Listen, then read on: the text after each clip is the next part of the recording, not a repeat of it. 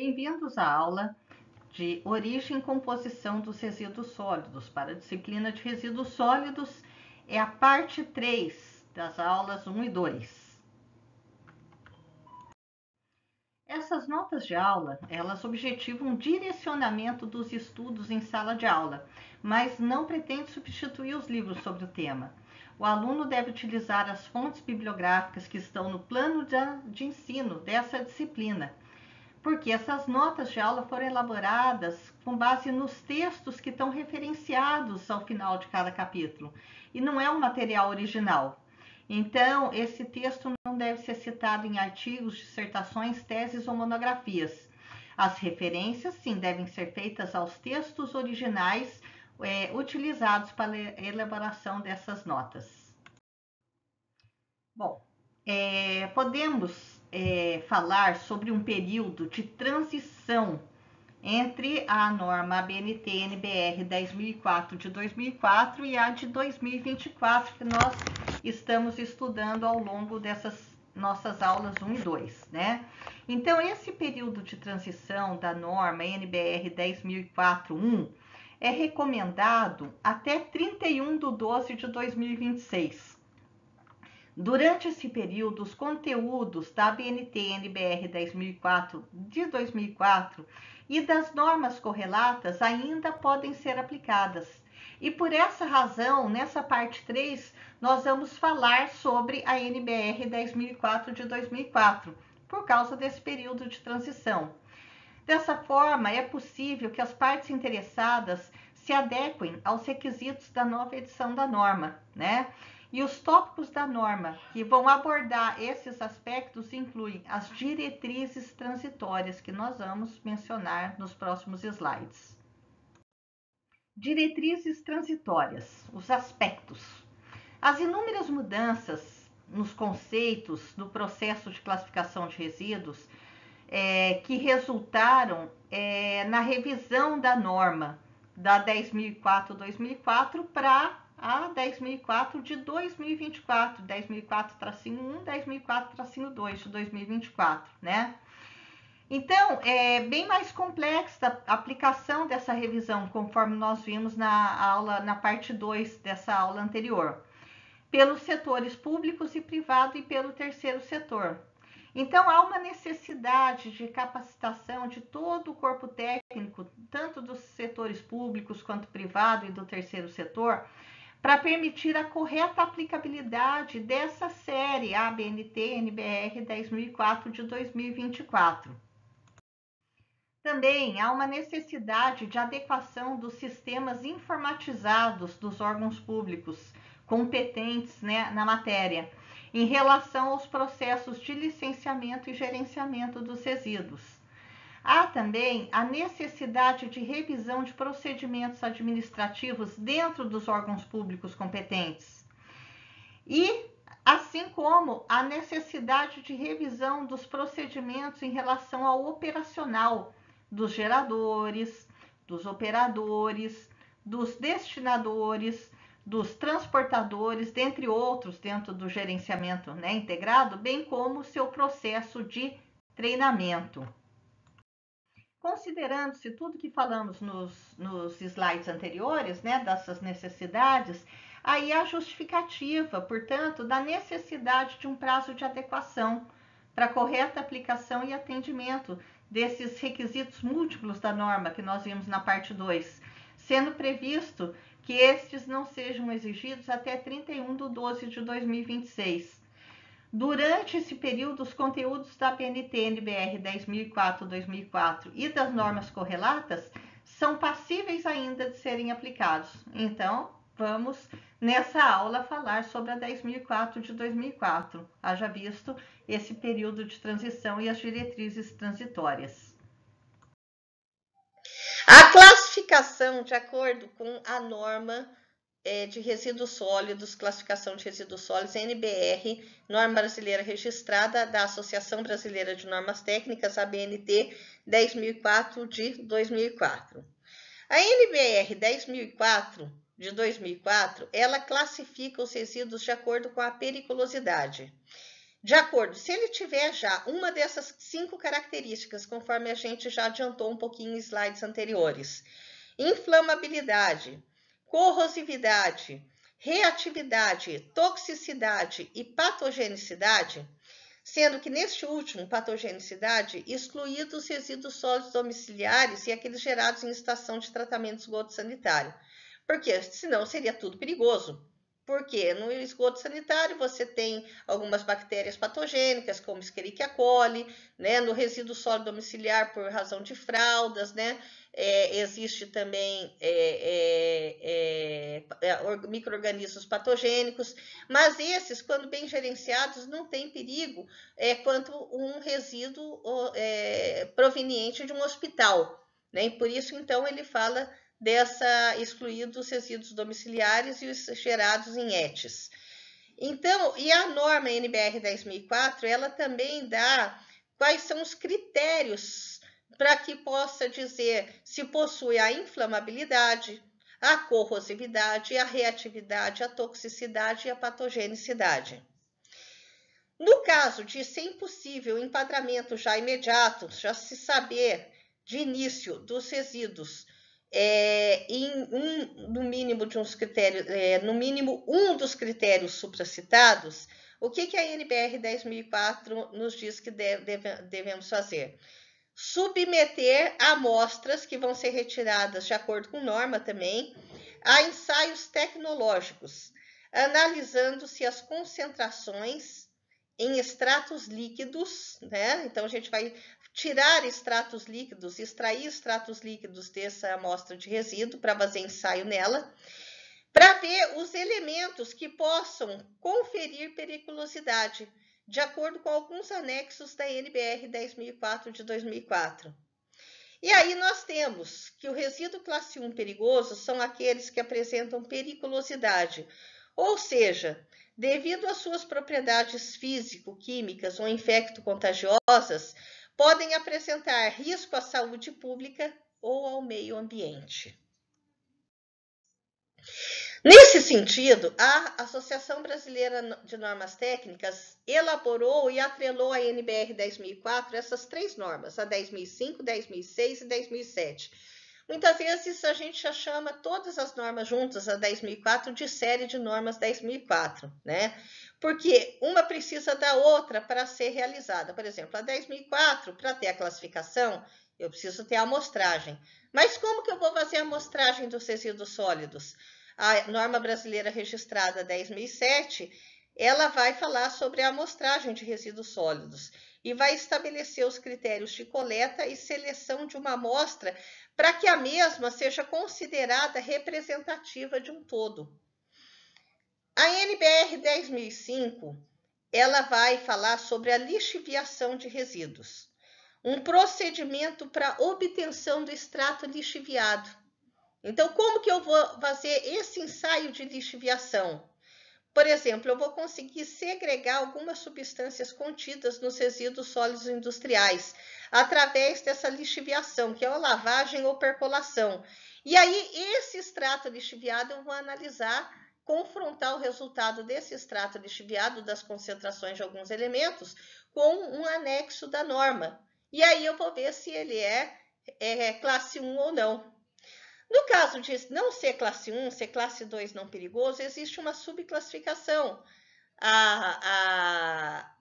O 2A, classe 2A, que é não perigoso, mas não inerte, e classe 2B, não perigoso e inerte. Como que eu vou diferenciar um do outro? Aí vou fazer um ensaio da NBR 10.006 de solubilização de resíduos. Procedimento para obtenção de extrato solubilizado de resíduos sólidos. Como que eu vou realizar esse ensaio de solubilização, né? Porque eu vou tentar tornar uma amostra de um resíduo sólido solúvel em água. E aí eu vou analisar a concentração dos elementos, né, solúveis em água, ou materiais contidos nesse extrato solúvel. E vou, de novo, comparar com outro anexo da norma com relação a esses elementos. E aí, se algum dos elementos for maior do que é preconizado pela norma, é classe 2A perigoso, se não é classe 2A, me desculpem, não inerte, não perigoso e não inerte. E classe 2B, no caso contrário, não perigoso e inerte. Resíduos classe 1 perigosos. A amostra do resíduo em estudo, sim, ela é enquadrada em pelo menos um dos critérios de periculosidade, toxicidade, patogenicidade, corrosividade. Ele já pode ser aqueles 5 critérios, considerado classe 1 perigoso. Se foram descartados os critérios de periculosidade daquelas 5 características, a gente ainda tem que proceder ao ensaio de lixiviação. Então, a gente vai formar o percolado lixiviado. Então, são considerados classe 1 perigosos aqueles resíduos sólidos cujas amostras foram submetidas ao teste de lixiviação. E aí, ao serem submetidas, aquele extrato lixiviado apresentou concentrações superiores às preconizadas no anexo F da NBR 10.004. Pelo menos um elemento ter concentração superior, ele já vai ser resíduo classe 1 perigoso. Se as concentrações todas forem inferiores, a esse anexo, será efetuado o ensaio de solubilização para avaliar se o resíduo é classe 2. E aí, o extrato solúvel, a gente vai comparar, confrontar com as concentrações dos elementos no anexo G da norma, Porque daí a gente vai ver se ele é não perigoso não inerte ou não perigoso e inerte. Lembrando que os resíduos radioativos ficam fora dessa classificação, em razão de seu gerenciamento ser de competência do Conselho Nacional de Energia Nuclear. O anexo F da ABNT-NBR 10.004, de 2004, ela mostra a concentração em que deve haver no limite máximo do extrato obtido naquele ensaio de lixiviação que nós falamos nos slides passados. Então, a título de exemplo, aqui nós temos, por exemplo, o parâmetro arsênio, bário e o cádmio, O código de identificação, respectivamente, desses 3, que estão apresentados, esses 3 parâmetros aqui apresentados, mas são mais, O limite máximo de cada um no lixiviado, por exemplo, do arsênio, 1 mg por litro. Do bário, 70 mg por litro, E a Chemical Abstract Substance, que é a CAS, de cada um deles. Bom, então, de grande importância também são os anexos A e o anexo B, dos resíduos perigosos da NBR 10.004 de 2004. Pegamos também alguns exemplos, para que seja ilustrado, Então, por exemplo, do anexo A, resíduos perigosos de fontes não específicas, por exemplo, as ferroligas, K090 e a K091. K090, lodos ou poeiras que venham de sistema de controle de emissão de gases empregado na produção de ferro, cromo, silício. O que dá a periculosidade ao cromo, que é tóxico, O K091, lodos ou poeiras provenientes de sistemas de controle de emissão de gases empregados na produção de ferro-cromo. O que tem de perigoso aqui? O cromo e o chumbo, ambos são tóxicos, E o anexo B, resíduos perigosos de fontes específicas. O chumbo primário, por exemplo, K065, lodos ou poeiras provenientes de sistema de controle de emissão de gases empregados na fundição de chumbo. O que temos de perigoso aqui? Tanto o chumbo quanto o cádmio, que são tóxicos. Resíduos classe 2A não inertes. São aqueles que não vão se enquadrar nem nos resíduos classe 1 perigosos e nem nos resíduos classe 2B inertes. Mas eles podem ainda ter propriedades como combustibilidade, biodegradabilidade ou solubilidade em água. Exemplo de papéis, papelão, matéria vegetal, entre outros. Resíduos classe 2B, inertes.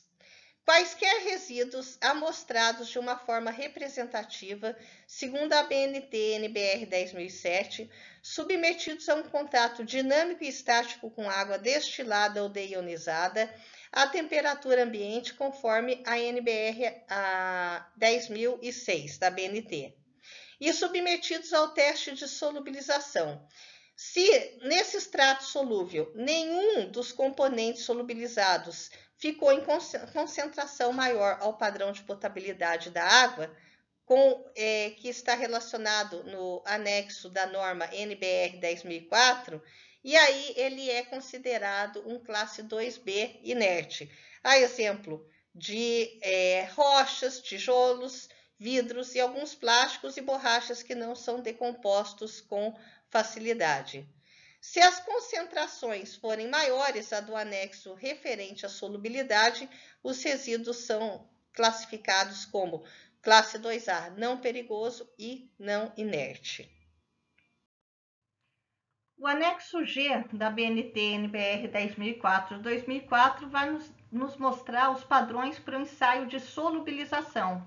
E aí colocamos alguns exemplos também. Por exemplo, os parâmetros aldin, diodrin, alumínio, arsênio, bário, cádmio, chumbo, né?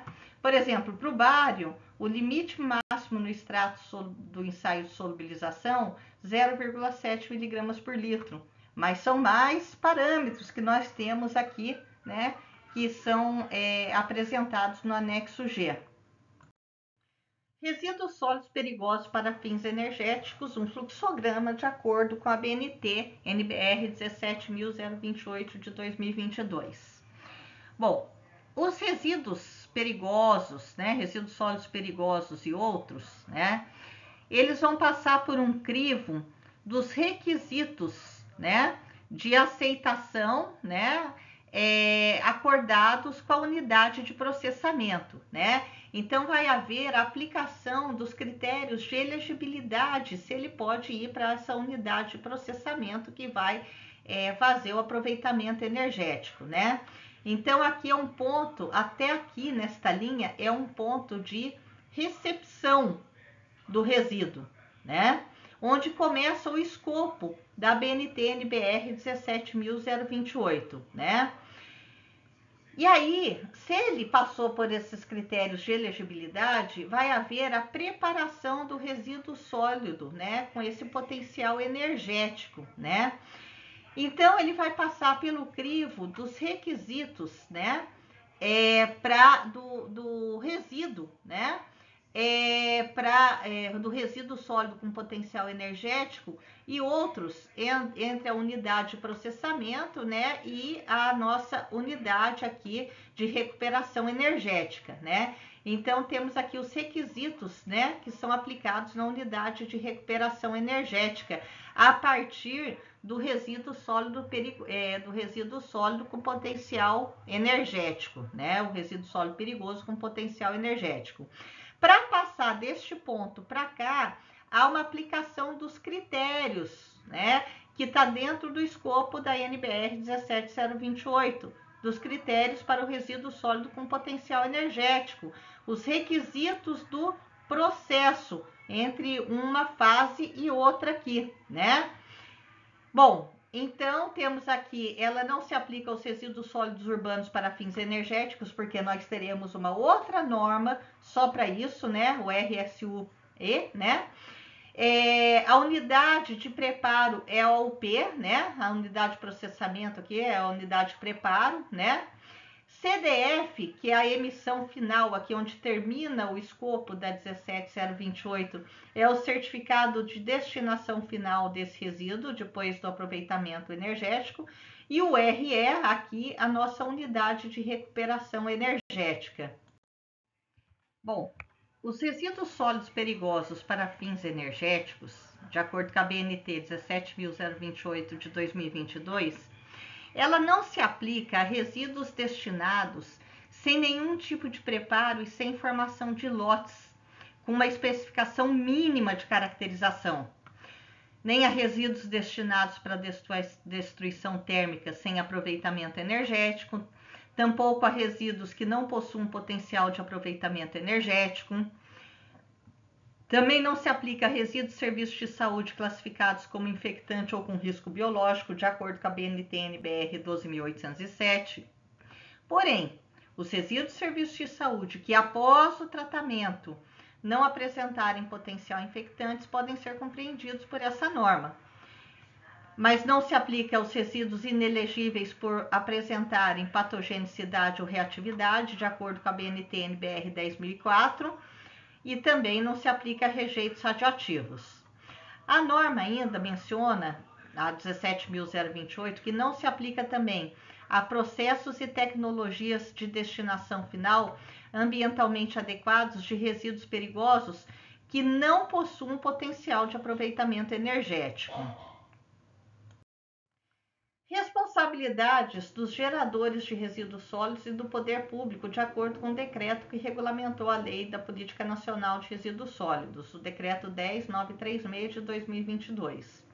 De acordo com o artigo 3º, os fabricantes, os importadores, os distribuidores, os comerciantes, os consumidores e os titulares de serviços públicos de limpeza urbana e de manejo de resíduos sólidos, eles são atores do ciclo de vida do produto. Então, eles são responsáveis também pelo ciclo de vida do produto. Como? Numa responsabilidade compartilhada, que vai ser implementada de forma individualizada, ou seja, aonde cada ator atua nesse ciclo de vida, e encadeada, porque um ator atua e depois é outro ator que atua naquela outra fase que ele atua no ciclo de vida do produto, então de forma encadeada. Na hipótese de haver sistema de coleta seletiva estabelecida pelo Plano Municipal de Gestão Integrada de Resíduos Sólidos ou sistema de logística reversa a que se refere o artigo 18, o que o consumidor deverá fazer? Inciso 1, acondicionar de modo adequado e de forma diferenciada os resíduos sólidos que são gerados pelo consumidor. E, inciso 2, disponibilizar também de modo adequado os resíduos sólidos reutilizáveis e recicláveis para coleta ou para devolução. O artigo 6º do decreto, o poder público, o setor empresarial e a sociedade são responsáveis pela efetividade das ações destinadas a assegurar a observância da Política Nacional de Resíduos Sólidos e ao disposto nessa mesma política, que aqui é a lei, né, que instituiu a Política Nacional de Resíduos Sólidos e o decreto que a regulamentou, né? Então, são todos, olha, o poder público, o setor empresarial e a sociedade, todos nós somos responsáveis. Características dos resíduos sólidos. Nós temos parâmetros físicos, químicos e características biológicas, a gente vai falar um pouquinho na aula de hoje. Parâmetros físicos, geração per capita, quanto cada um de nós gera de resíduo por dia.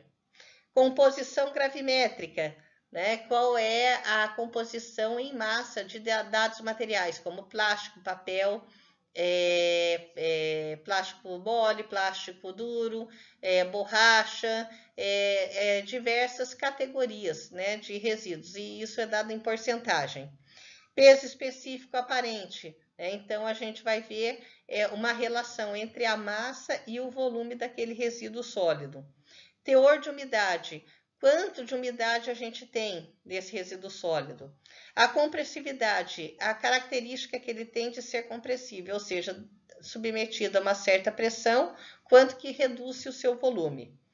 A composição física do lixo é calculada através da determinação do percentual de seus componentes mais corriqueiros, metais, vidros, plástico, matéria orgânica, etc. Parâmetros químicos. Potencial hidrogênio iônico, ou seja, o pH. O pH a gente lembra que é menos o log da concentração de H+. Então, quanto mais ácido o ambiente, mais concentração de H+, e o pH ele é menor. Teores de elementos químicos, carbono, enxofre, nitrogênio, potássio, fósforo. Então, temos nutrientes, micronutrientes, macronutrientes presentes nesses resíduos.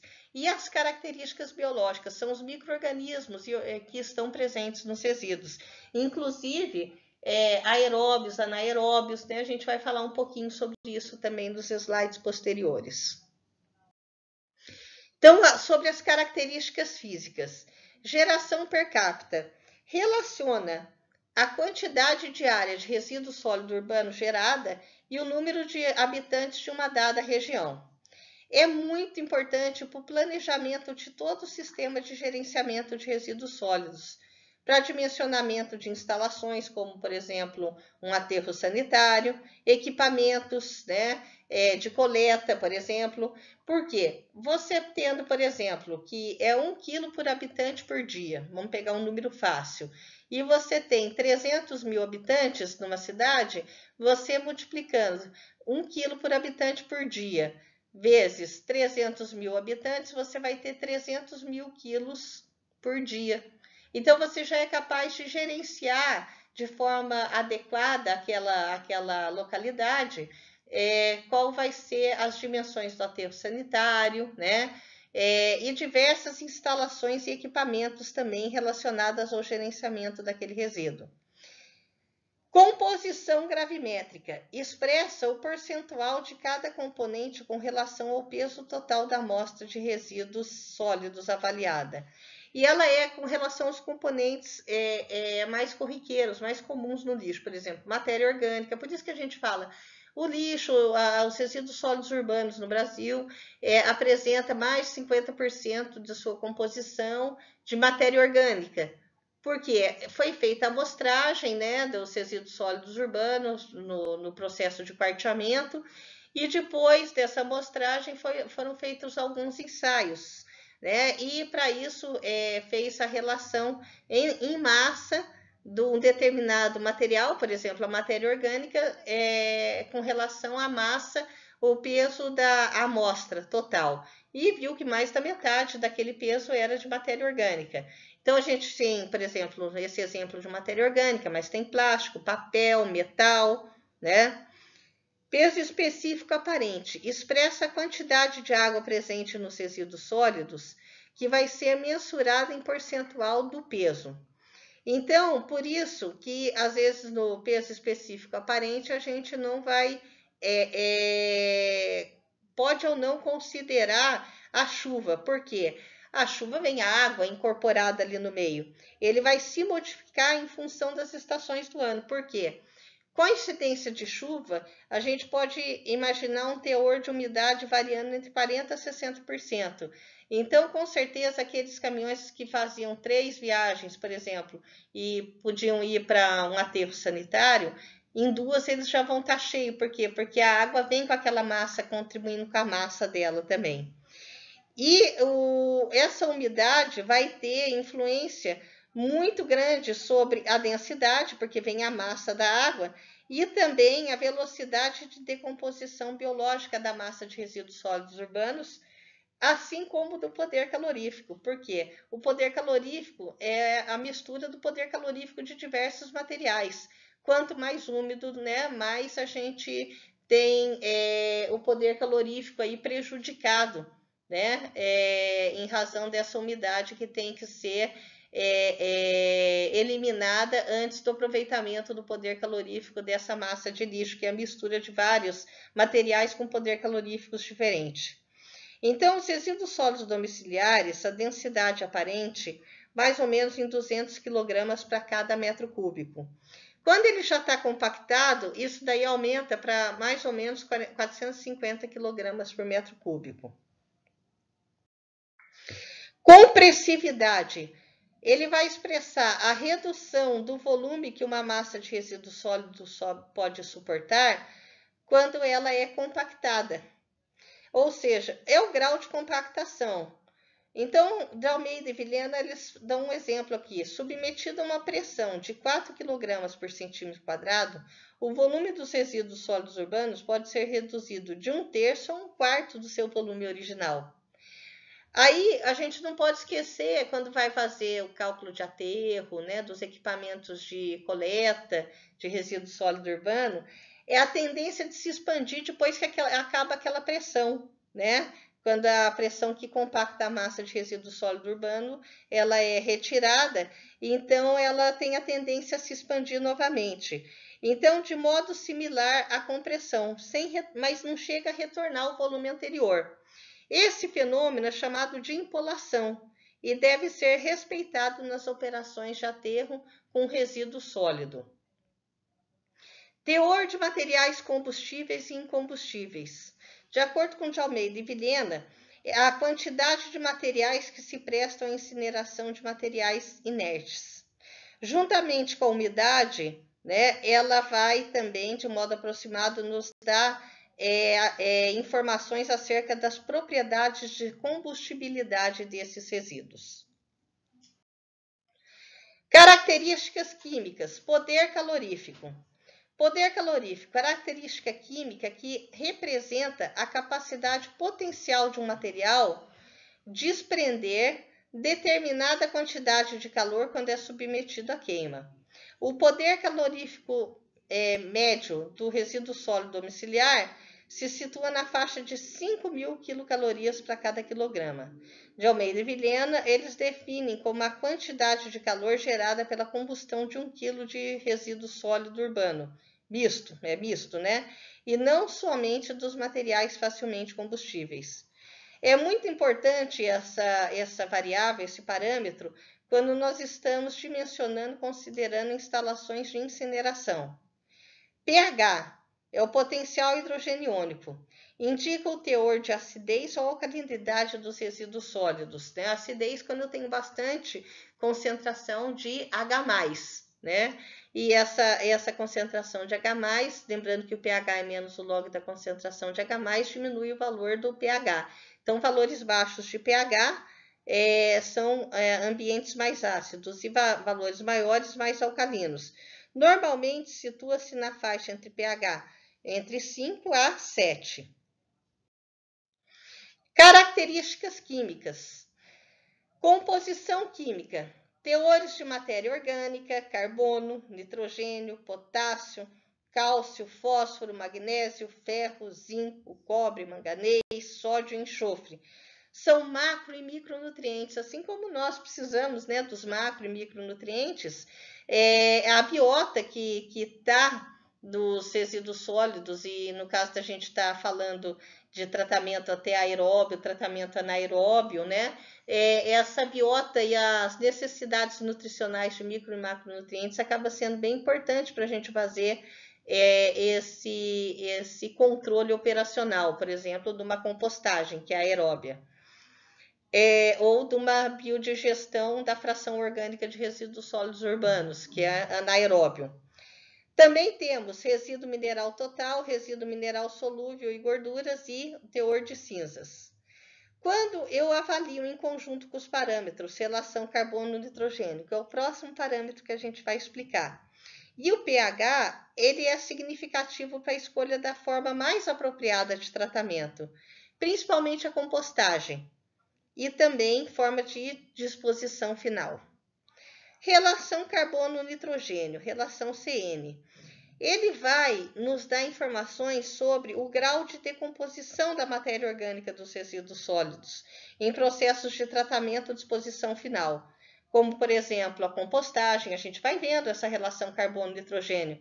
Começa em 30:1, deve terminar lá no 18:1, porque as bactérias, os micro-organismos, eles assimilam a quantidades em proporções diferentes o carbono e o nitrogênio.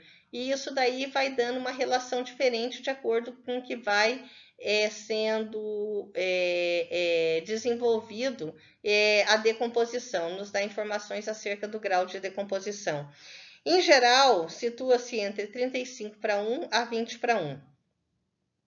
Teor de matéria orgânica. Quantidade de matéria orgânica contida no lixo. Inclui matéria orgânica não putrescível, como papel, papelão, e putrescível, verduras, alimentos, etc., de acordo com de Almeida e Vilhena. Características biológicas. Elas são representadas por agentes patogênicos e, conforme a gente falou, a população microbiana presente no resíduo sólido, né? Em conjunto com as características químicas, elas proporcionam o quê? Subsídios para a escolha do melhor método de tratamento e disposição final que seja mais apropriado àquele resíduo sólido em questão. A decomposição aeróbia, a exemplo da compostagem, ela é muito mais rápida. E quais são os subprodutos que vão resultar? Gás carbônico, sais minerais de nitrogênio, potássio, fósforo e outros macro ou micronutrientes solúveis em água e assimiláveis com facilidade pelo sistema radicular das plantas. Por isso que a gente fala que o quê? Está sendo produzido matéria orgânica com característica física e química bem diferente do que é a original, né? E que vai formar o composto umificado, o humus, e ele é o nosso adubo natural, que vai ser bem assimilado com facilidade pela raiz das plantas, as raízes das plantas. E também alguns compostos orgânicos de mais lenta biodegradabilidade, em geral de natureza fibrosa ou coloidal. E eles são adubos, bons condicionadores do solo, por exemplo, o humus natural, essa decomposição aeróbia, ou seja, os micro-organismos precisam do oxigênio como aceptor de elétrons, eles que vão receber o oxigênio que vai receber os elétrons que foram doados da matéria orgânica que foi oxidada. Decomposição anaeróbia, ela é mais lenta, né? Então, vai originar subprodutos em estágios intermediários de degradação. Nós vamos ver mais adiante no curso quais são as fases, as etapas da digestão anaeróbia, que a gente fala aqui só para já ter uma certa ideia e uma familiaridade com o nome, né? Então, tem a hidrólise, né? Nós temos essa fase de fermentação, né? Nós temos a acetogênese, formação de acetato, né? Nós temos a metanogênese, formação do metano, e a sulfetogênese. Então, a gente vai estudar cada uma dessas fases de modo adequado quando chegar a hora de estudarmos a digestão anaeróbia. E isso vai gerar subproduto em estágio intermediário de degradação, a exemplo de hidrogênio, de CO2, do acetato, de butirato, né? Ácidos orgânicos e amônia, eles são nocivos e contaminantes. E gases também, vai gerar gases como o gás sulfídrico. O biogás vai ser gerado, e é uma mistura de vários gases, né? Então, vamos ter o metano, o dióxido de carbono, e também o gás sulfídrico em porções por milhão. Ele é mal cheiroso, o gás sulfídrico, e dá um efeito estético indesejado e toxicidade.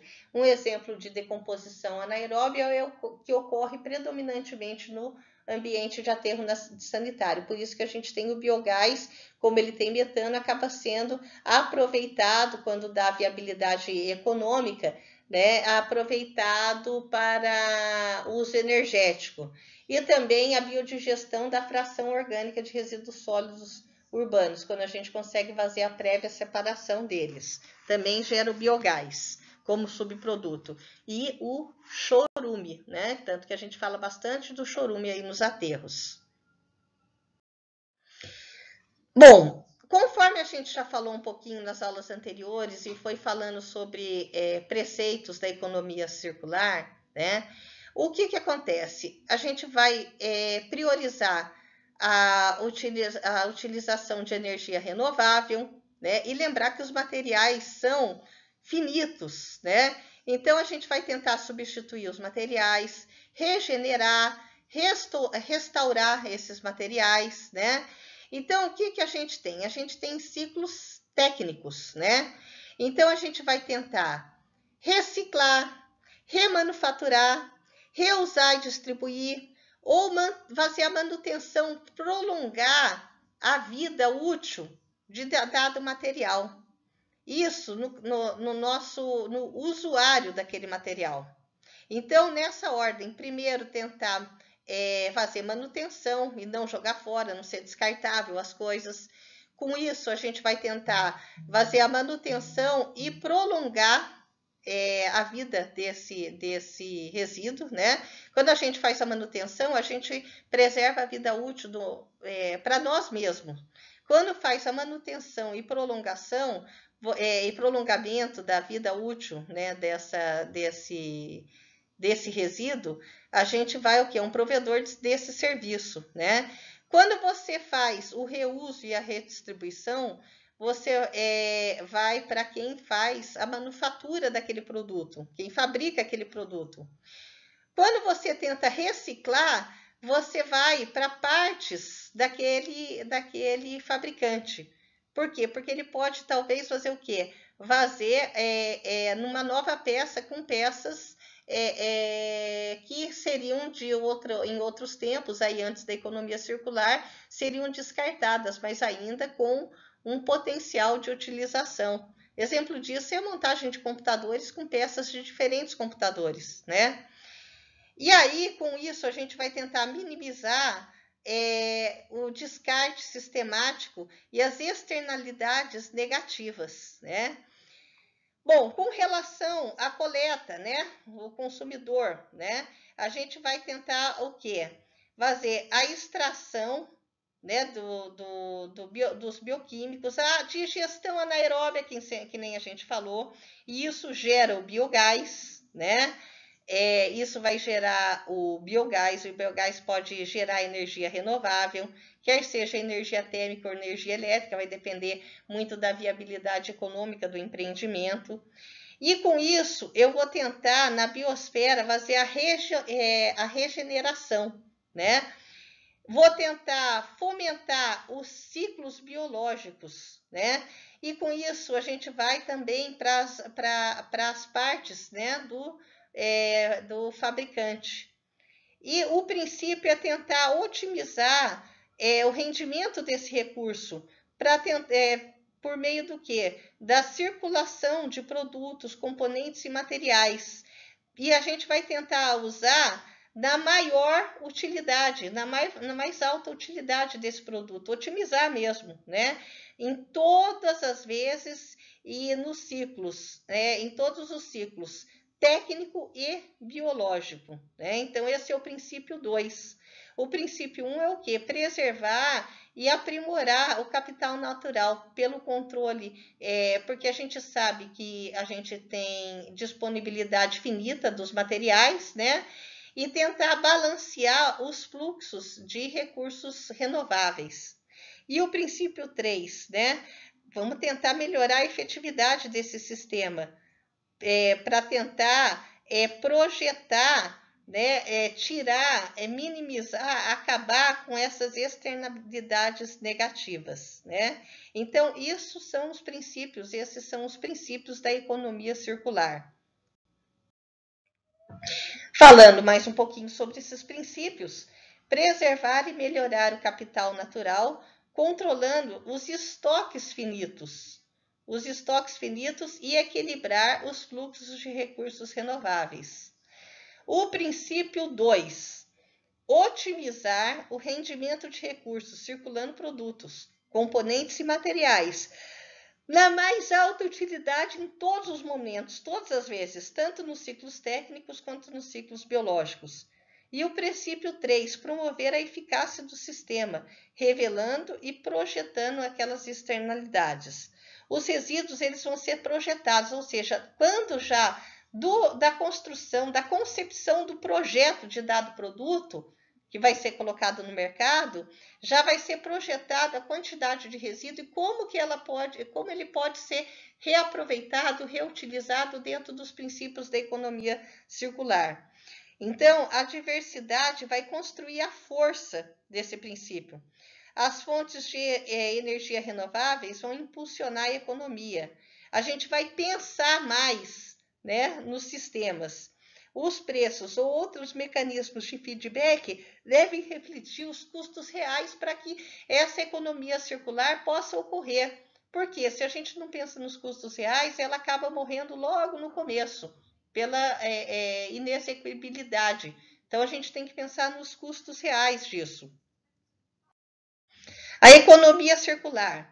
Vamos falar desse primeiro, né, desse primeiro símbolo, né, dos nossos ciclos ali, que como está acima no canto direito superior desse slide.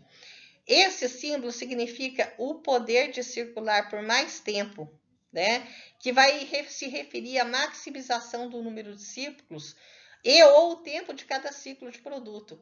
Por exemplo, reutilizar um produto maior número de vezes, prolongando a vida útil do produto, tanto quanto for possível a gente reutilizar esse produto, e aí com isso prolonga a vida útil desse produto.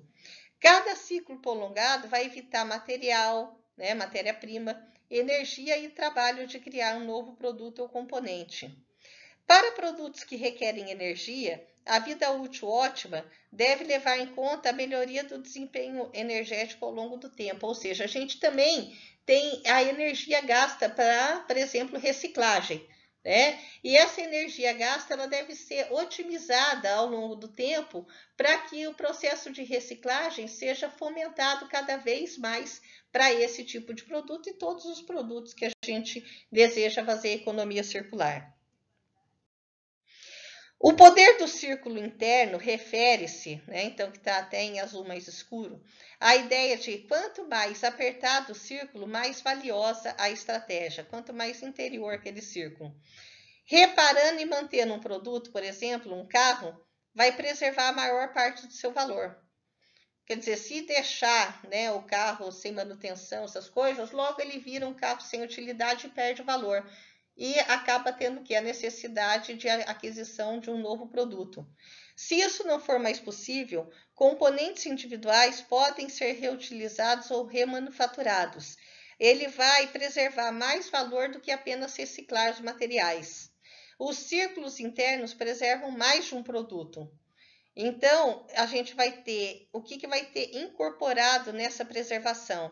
A integridade do produto, a complexidade que é para a manufatura daquele produto, quando você preserva a integridade dele, você está preservando tudo, todo o trabalho, energia e matéria-prima que foi utilizada, gasta para fazer aquele dado produto, e o trabalho e energia que está incorporado naquele produto, né? Por exemplo, o exemplo de um carro. O poder do uso em cascata, né? Então tá o símbolo aqui do uso em cascata que tem na economia circular. Ele refere-se à diversificação do reuso em toda a cadeia de valor. Por exemplo, quando roupas de algodão são reutilizadas, primeiro como roupa de segunda mão, em seguida ela pode atravessar para a indústria de móveis, como preenchimento de fibra de estofados, e preenchimento de fibra pode ser posteriormente reutilizado em isolamento de lã de rocha para construção. Ou seja, sempre há um uso que seja bem útil para aquele material, inclusive aquele que já foi reusado, né? Substituindo o influxo de materiais virgens na economia em cada um desses casos aí de uso que a gente acabou de mencionar. Além da seleção de materiais, outras áreas importantes para o projeto circular economicamente bem-sucedido são fazer componentes padronizados, produtos projetados, porque senão um produto não cabe no outro porque é de outro ano e eu não posso fazer a substituição por um produto que seria ótimo ainda de uma parte desse produto, né? Eu acabo inviabilizando a substituição. E isso daí acaba fazendo com que os bens sejam descartados antes do término da vida útil, né? Projeto para facilitar separação ou reutilização de produtos no final da vida útil.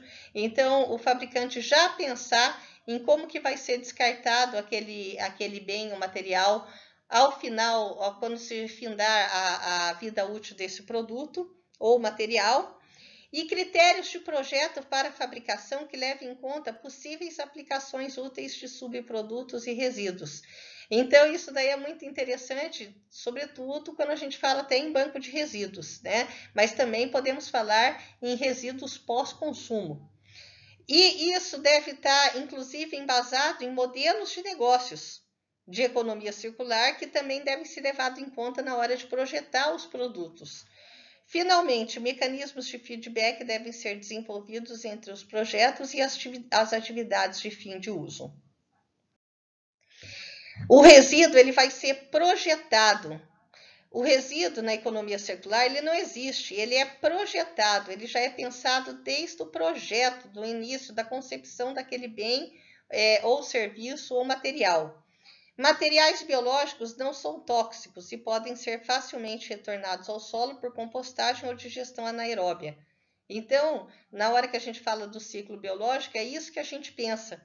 Materiais técnicos, quando a gente fala do ciclo técnico, que nem polímeros, ligas e outros materiais feitos pelo homem, eles são projetados de tal maneira para serem recuperados e atualizados. Dessa forma, nós vamos minimizar a entrada de energia necessária e maximizar a retenção do valor, porque cada ciclo ele preservava o valor, né? A gente acabou de ver em slides anteriores, em termos tanto de economia quanto de recursos. O poder dos insumos puros, né? Então a gente tem o símbolo aqui para falar da importância do poder dos insumos puros. Esse poder reside no fato de que os fluxos de material não contaminado aumentam a eficiência de coleta e redistribuição. Foi o caso que a gente deu do exemplo do papel misturado com papel higiênico. Se eu não misturar esses dois tipos de papel, né, eu não vou contaminar e com isso vai aumentar a eficiência de coleta e redistribuição, mantendo qualidade, particularmente de materiais técnicos, que, por sua vez, se eu mantenho a qualidade e não contamino o material, ele é mais facilmente reciclável e vou aumentar a longevidade. E com isso vai aumentar a produtividade, né, a vida útil desse material. Bom, e finalizando, vamos falar sobre os modelos institucionais, ou seja, as formas de administração, né, para fases da gestão, para a gestão dos resíduos sólidos. Então, nós podemos lançar mão da terceirização. A terceirização ela vai concretizar o próprio conceito da administração pública. A administração pública ela vai atuar nas funções prioritárias de planejamento, coordenação e fiscalização, e é capaz de consentir as empresas privadas a operação de dada parte da gestão de resíduos sólidos, por exemplo, né, propriamente dita, né? Ela pode ser manifestada em diversas escalas, desde uma escala pequena até uma escala maior, né? Então, a contratação de empresas bem estruturadas, hábeis em dado segmento operacional, por exemplo, a operação do aterro sanitário, para a coleta dos resíduos sólidos urbanos, né? Ou a contratação de microempresas ou trabalhadores autônomos, por exemplo, para a coleta com transporte de tração animal ou operação manual de aterros de tamanho pequeno. Ainda sobre os modelos institucionais e as formas de administração, a concessão. No modelo da concessão, a concessionária planeja, organiza, executa e coordena o serviço. Ela pode até mesmo terceirizar algumas operações, a empresa concessionária, e arrecadar os pagamentos relativos à sua remuneração diretamente junto ao usuário beneficiário do serviço. Nós temos exemplos de concessão, por exemplo, nas rodovias, né, em empresas de energia elétrica, né? Por exemplo, nas rodovias nós pagamos os pedágios diretamente à concessionária, né? Os serviços de pedágio. Eles são objeto de contratos a longo termo para que haja garantia do retorno dos investimentos que são aplicados nesse sistema em que houve a concessão. E o poder concedente detém a titularidade do serviço e a competência da fiscalização, né? Então, para isso, tem que haver também no poder concedente a necessidade de capacitação técnica e administrativa para que possam ser executados todos os atos concernentes ao processo, decisões técnicas, preparação de termos de referência, elaboração de editais e contratos, fiscalização e o controle dos serviços prestados pela concessionária. E os modelos institucionais, as formas de administração, também temos o consórcio. Por exemplo, no caso de resíduos sólidos, a gente vê muito um acordo entre municípios visando ao alcance de metas comuns previamente constituídas. No caso de resíduos sólidos, a gente vê consórcio de aterros sanitários, por exemplo, né? Mas tem consórcios de empresas para que aquele consórcio tenha, por exemplo, o currículo necessário para participar de algum tipo de concorrência, né? Então, são reunidos recursos humanos ou financeiros dos municípios integrantes como um consórcio, objetivando tornar possível a implantação de um programa, uma ação ou um projeto que seja almejado, né? Em cidades de menor porte, é comum que todo o sistema de limpeza urbana seja operado pela administração direta. Uma secretaria, por exemplo. O gestor um departamento da prefeitura ou de uma de suas secretarias, dividindo os recursos com outros departamentos ou secretarias da administração pública para que haja redução do custo. A prefeitura cuidando somente da administração dos contratos e da qualidade dos serviços e vai promover a terceirização dos serviços de coleta e limpeza urbana a empresas especializadas. É possível que haja consórcio de empresas, consórcio de municípios, e que esse consórcio de municípios ele pode fazer uma concessão, por exemplo, para alguma empresa especializada por um dado tempo por algum serviço especializado, e essa empresa concessionária ter uma terceirizada. Então, elas podem ocorrer, esses modelos institucionais, inclusive simultaneamente. Essas são as referências bibliográficas da aula de hoje. Agradeço muito pela atenção dispensada à aula. Muito obrigada.